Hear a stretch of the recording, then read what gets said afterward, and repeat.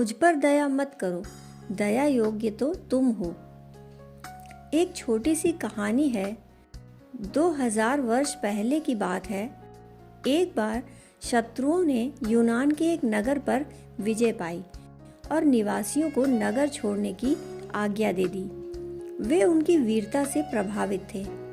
इसी कारण उन्होंने इतनी सुविधा दी कि वे अपने साथ जो भी और जितना भी ले जा सकें ले जाएं।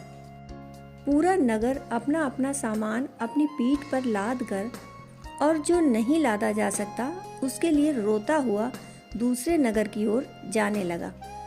बोझ से सभी की कमर झुकी जा रही थी, पांव लड़खड़ा रहे थे, प्यास से कंठ सूखे थे, लेकिन प्रत्येक ने अपनी सामर्थ्य से अधिक ही बोझ लादा हुआ था। स्वभावतः किसी के गांव पर शत्रुओं का हमला हो जाए और शत्रु कहे कि जितना तुम अपनी पीठ पर लाद कर ले जा सकते हो बस उतना ले जाओ, तो क्या हम कोई ऐसा आदमी पा सकेंगे जो अपने योग्य लादे?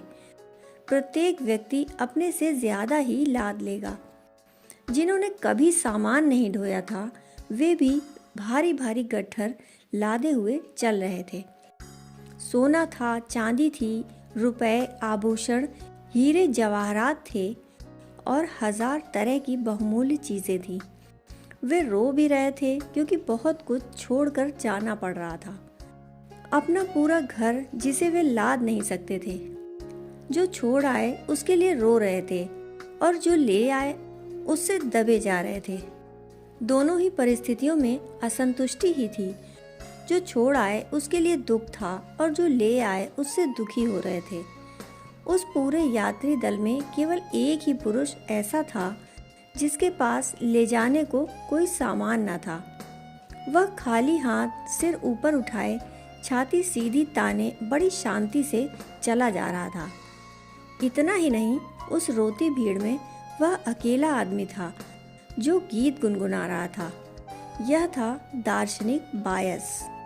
एक स्त्री ने उसे देखा तो बड़े ही करुणापूर्ण स्वर में कहा, ओह बेचारा कितना गरीब है, इसके पास तो ले जाने को कुछ भी नहीं।